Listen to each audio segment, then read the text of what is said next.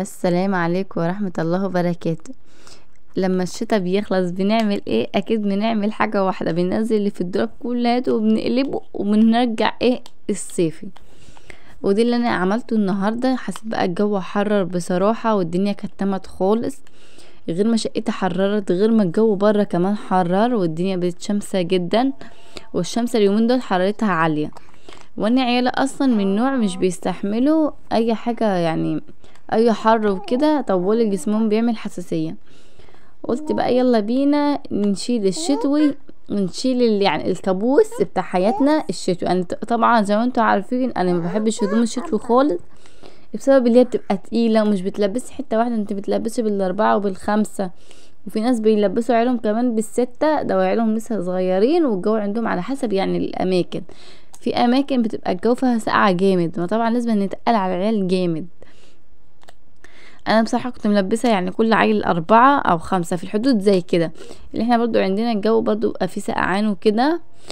ما طبعا كنت ملبساهم كده ومتقلة عليهم، ما طبعا الهدوم الشتوي يعني كابوس حياتي، انا ما بحبهمش بصراحة. بقى صدقت الشتا خلص وقلت يلا بينا بقى نشيل هدوم الشتوي ونحط هدوم الصيفي. هدوم الشتوي بتتعبني جدا لما باجي اغسل، انا بغسل كميات هدوم في الشتا بالذات، يعني هدوم كتير قوي، مهما اغسل ببص الاقي هدوم، مهما اغسل الاقي هدوم. في الصيف ايوه مهما برضو بغسل بلاقي وكده، بس الهدوم مش بتبقى زي الشتا خالص. هدوم الشتا دي بصراحة انا بكرهها كره العمى، يعني العمى والهدوم شبه بعض. هدوم الشتوي على اني بحب منظرهم وبحب الترنجات الشتوي وبحب الحاجات دي، بس بتبقى تقيلة قوي وبتبقى يعني مش بتلبسي حتة واحدة، انت بتلبسي يجي 3 حتت 4 حتت. ما طبعا بتبقى الهدوم كتير قوي، يعني العيل بيقلع دورة، يعني العيل بس بيقلع الغيار في الشتاء بتبقى دورة يعتبر. ما قلت لا يلا بينا بقى ايه نرمي ده كله هيته، طبعا مش ارميه يعني في الشارع، لا، يعني هنقله في الضرفة التانية وهوريكم كل حاجة وبالتصوير وكل حاجة يعني ايه. بصوا يا بنات، تعالوا اول اخدكم جولة كده في دولابي. اول حاجة اللي فوق ده دي ملايات الاطفال، وطبعا في ملايات تاني تحت الاطفال واوضه النوم، بس دوت مش مستخدمهم خالص ولسه مش فتحتهم. الضرفة اللي تبقى تحت خالص دي. اما الضرفتين اللي في النص دوت اللي على طول بحط عيالي ادم يا رب هدومه فيها. حطيت بقى فيها ايه؟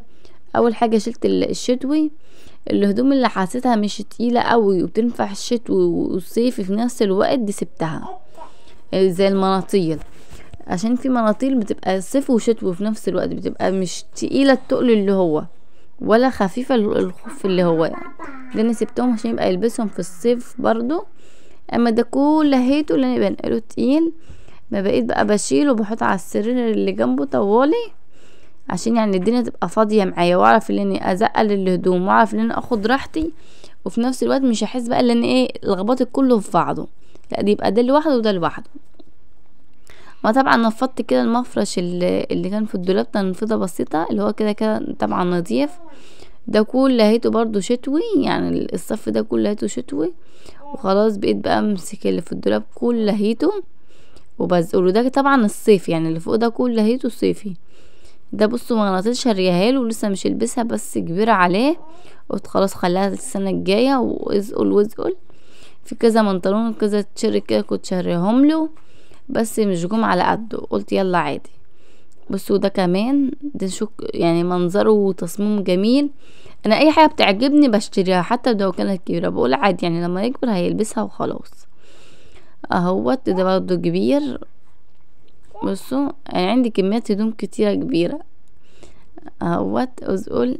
انا عمالة احدف اللي ده كله، يعني انا كنت غسلاه، دي كل الهدوم دي كنت غسلاها قبل العيد يجيب اسبوع، وبعد كده مسكتها كلها وطبقتها تاني، قلت علشان لما اجي اصيف لهم يبقى الهدوم طبعا مغسوله، عشان زي ما انتوا عارفين يعني مش فيه هدوم هنلبسها وهي مش اتغسلت، طبعا يعني غلط وغلط كبير قوي. لو بالذات بقى لو عيالك زي عيالي كده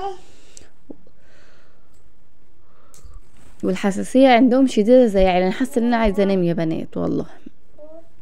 لا احنا عملنا مجهود في الدولاب ده، عملت مجهود. خلاص بقى بقيت بنقل بطبق اهو دي مناطيل كده خفيفة ومش تقيلة، وفي نفس الوقت يعني الخف بتاعها مش خفيف قوي، يعني هي تنفع شتوي وصيفي في نفس الوقت. انا في نفس الوقت كنت بلبسهم له في الشتاء اهو. بس انا اكتر يعني لبس عيالي في الصيف يعني اسمه دي يا رب مش برتقوله، اسمه دي البرتقوله دي بتاعت بناتي. آه انا لسه اسمهم والله. يعني الهدوم اللي بتبقى قصيره محيط الركبه دي، المناطيل اللي بتبقى محيط الركبه دي. اللي فاكر بقى يبقى يكتب في الكومنتات وخلاص. المهم بقى ايه، طبقت بقى المناطيل بالشكل ده. معلش لو في حبة دوشة عشان بنت الرزلة لازم تطلع معايا في كل فيديو زي ما انتوا عارفين، خدتوا عليها خلاص. المهم بقى كده طبقت الهدوم، واول حاجة بدأت بقى المناطيل كده. انتوا بقى قولولي في الكومنتات طلعتوا الهدوم الصيفي ولا لسه، ولسه مشتيين ولا لا. انا لحد دلوقتي كنت مصيفة، يعني انا بطبق في الدولاب ده كنت مصيفة العيال الاتنين اهوت. بس يا روفان يعني لحد دلوقتي كنت مصيفة لعيالي، بس النهاردة مش عارفة ليه الجو قلب هوا علاني. ساعة ما كنت يعني عاملة الدولاب ومنزلاه وكده كان الجو حر صيفي صيفي. مش بقولك حاسة ان انا عايزة انام، انا عمالة تاوب. اعوذ رب الشيطان الرجيم. ما النهارده بصراحة طلعت برا لقيت في حبة هوا، مش عارفة بقى اصيف لهم ولا شتي لهم بقى، يعني ارجع شتي تاني ولا. بس انا قلت شقتي مهما دافية خلاص ومش لازم ارجع اصيف وكده، ارجع شتي يعني وكده. انا ايه مقعدهم جوه الشقه وقافله الباب عليهم، وشقتي دافيه. يعني الشقه بتاعتي حاره كمان مش دافيه، حاره. اما بره في سقعه، مش عارفه ايه اللي قلب الجو، او ممكن عشان الجو لسه مش ظبط كويس يعني، مش عارفه. بس انا صيفت لهم بصراحه كده. بقيت بقى اطبق التيشيرتات فوق، يعني الضرفه اللي فوق دي بتاعت التيشيرتات، والضرفه اللي تحت ديت، والضرفه اللي تحت دي عاملاها المناطيل وكده. واحده واحده الدنيا بتتظبط معايا. بس ما شاء الله انا دولابي العطول الحمد لله نضيف ومترتب، والعطول بحب انه النظافه وبحب الترتيب، وبحب يبقى دولابي مترتب كده ومنظره جميل. مش بحب ادخل على دولاب حد والله يا بنات الاقي منكوت، بحس ان دي حاجه عفانه في الشخص والله. يعني مش بشتم حد او اني بقلل من حد او انا مش عارفه صحه حد، بس الدولاب دوت بصراحه يعني انت بتاكلي وبتشربي وبتخرجي وبتتفسح، ايدك اكيد مش هتوجعك لو مسكت دولابك ويفضل طول السنه متطبق. في ناس باجي اسمعها ايام العيد يقولك اصل احنا رايحين نطبق الدولاب عشان العيد. هو مال الدولاب بالعيد؟ يعني الدولاب ماله بالعيد؟ الدولاب ده اصلا من حقه يفضل مترتب، الدولاب ده من حقه يفضل نظيف. افرض جالك ضيف ولقى الضرفه مفتوحه، يا وليه يا كساليه قومي روقي دولابك. والله يا بنات انا بحب العطول دولابي متطبق طول السنه كده متطبق، الحاجه متبهدله انكتها واعملها. حتى الضرفه اللي فوق ديت متبهدله، وان شاء الله ناويه انزلها واطبقها اخر ضرفه، ناويه انزلها واطبقها. بس انا اتكفيت النهارده بس بالضرفتين دول اللي انا انقل الشتوي والصيفي، وقلت يبقى في يوم تاني ابقى ايه اروق الحته اللي فوق دي. يعني انا ايدي العطول في دولابي، يعني بشوف ناس بتبقى مهمله جدا في دولابها، بحسها نتانة ولا عفانة. انا مش بشتم حد، بس بصراحة بستغرب لما بدخل بيت حد وبلاقيه يعني ادلبه متبهدل. على يعني انني اتخيلت في كذا بيت ولقيتهم ادلبهم متبهدل فيهم صحة تحد اجبال، يعني تحد اجبال كده. مش عارفين ازاي بقى مش بيحدوا جلابهم او بينكتوا الدولاب ويروقوه. المهم مش لنا دعوة بحد. ايوه طبعا لازم ان يبقى لنا لينا دعوه بحد، عشان احنا ولينا دعوه بحد هنتعدي منهم ومش هنروق الدولاب. انا لما بدخل دولابي كده وبلاقيه نظيف وبلاقيه كل حاجه مترتبه قدين بيجي لي راحه نفسيا والله يا بنات، ببقى مبسوطه جدا، بيبقى عندي راحه نفسيه شديده. يعني الحمد لله يعني ايه على النظافه والنعمه اللي ربنا يعني حاططها من جوه قلبنا، عشان نظافه البيت ونظافه الدولاب ونظافه حياتك دي بتبقى حاجه من جوه القلب، فاهمه انت؟ يبقى قلبك مش راضي على الحاجه تبقى متبهدله، قلبك يعطيله لك لا نضفي، خلي الحاجه قدام عينك نظيفه. دي نعمه ربنا مديهالنا الحمد لله، يعني لازم ليل مع نهار نشكر ربنا على النعمه دي. يعني عارفه لو دخلت الناس ولقيت بيتهم متبهدل بيبقى من جواهم عادي، من جواهم الحاجه دي بتبقى نظيفه، غير ما يكون يعني شخص زينا كده زي وزيك وزي غيرك وكده يبقى دمهم حامي، عايزين ينكتوا الحته دي، عايزين يروقوا الحته دي، عايزين الحته دي تبقى نظيفه، المطبخ دي ينكتوه، كل حاجه عايزين ينكتوها، عايزين كل حاجه قدامهم بتلمع. ما دي نعمه من عند ربنا، الاحساس دي نعمه، ما دي احساس. يعني قلة النظافة دي بيبقى الناس مش بيحسوا. اما لما تبقى انت ايدك نظيف والعطول يعني ايدك بتاكلك وعايزه تروقي هنا وهنا، دي بيبقى دي احساس بيخليكي انت عايزه ال 24 ساعه تروقي، عايزه ال 24 ساعه تاكل. يعني بص الدولاب تاكلي كل عايزه تاكلي كده. المهم انت تروقي كل حاجه بايدك واسنانك. ما طبعا يعني ايه، الحمد لله على النعمه اللي ربنا حاططها فينا ديت، ونحمد ربنا وكل دقيقه وكل ثانيه وكل صلاه نحمد ربنا على النظافه اللي احنا ايه يعني اللي ربنا مديها. وخلاص بقى بقيت برضو بكمل يا بنات، خدتكم يعني في موضوع تاني بس يلا عادي. يعني بحب والله ادردش معاكم، وبحب اي حاجه في قلبي اقولها لكم. يعني مش بحب اخبي عنكم حاجه، انتوا اخواتي، ما طبعا يعني انتوا اقرب حاجه ليا، انتوا اللي اكيد هتدعموني، انتوا اللي هتيجي يعني لو قلت كلمه غلط انتوا اللي هتنصحوني هتقولي ده غلط وده صح. ما طبعا انا على طول حاطه في دماغي كده، انتوا اللي يعني انتوا اللي هتعرفوني الصح من الغلط بعد ربنا طبعا. خلاص اهوت، يعني احنا يعتبر قربنا نخلص والدولاب وقربنا نخلص. بصوا ده شكله جميل اسمر كده بقط بزنط جميل يا بنات. كنت جايبهوله في اخر الشتاء بصراحه. انا بالنوع اصلا بحب الحاجات اللي بتبقى الوانها اسمر في حاجات تانية. ادم ابني بصراحه عنده كذا تيشيرت اسمر، بصوا ده اسمر كمان اهوت. وغير ما كمان عنده كذا تيشيرت كحلي، عنده كمان كذا تيشيرت احمر.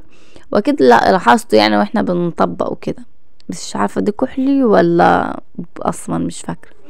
ده كحلي في ابيض، يعني التيشيرت ده برضو كحلي في ابيض اهو. ده ابيض عنده برضو كذا تيشيرت ابيض ادم ابني اهوت. وده مش عارفه احدد لونه ايه بصراحه. هو ده مش حمصي، او ممكن حمصي فاتح شويه، ده حمصي اهو. وده برضو منطلون ده برضو محات الركبة، ودي برضو منطلون محات الركبة، او دي فوق الركبة بشوية. وده اهوت ودي برضو جاكيت كات كنت جايبهوله في عيد، بس شكله جميل جدا اهوت. وطبقته بقى بالمنظر ده. ودوت كمان قميص في قمصان والله يا بنات لقيتها برضو كبيرة عليه مش جاية عليه، كنت جايبها له. قلت خلاص بقى هركنها، وان شاء الله في السنة الجاية يكون يعني هو طول شوية، ويكون ايه ان شاء الله يعني جت عليه وكده. الابن زي ما انتوا عارفين هو ضعيف اصلا اهوت. وده قميص برضو كنت جايبه له السنة اللي فاتت. وكمان يعني يدوبك كان يعني يدوبك يعني بص اقول لكم حيت فين، هو طويل عليه مش عارفه اوضح لكم. حتى النسا ملبسه له النهارده لقيته برضو طويل عليه، ده لقيته طويل. رحت قلت لا مش هيجي على قده، رحت ركناه اهوت.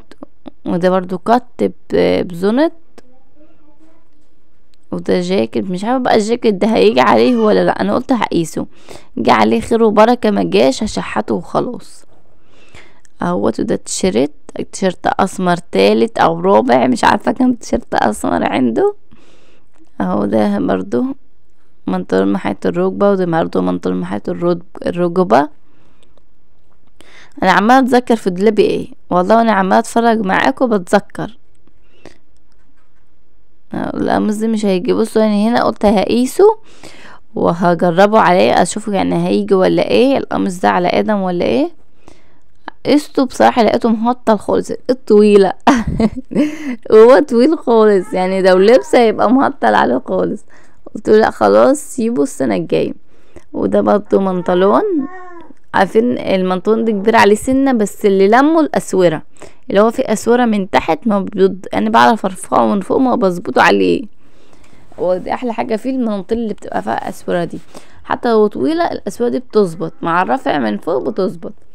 وده برضو تيشيرت حمصي برضو لسه مش لبسه، انا بفكر البس ان شاء الله. بفكر كده يبقى نلبسه له في شم النسيم. هو عنده كذا تيشيرت كده جديد لسه مش لبسهم خالص، وكذا منطلون كده كنت جايبهم له. وابوه برضو جاب له منطلون يوم الوقفه بتاعت العيد، ما ده كله اصلا لسه مش لبسه.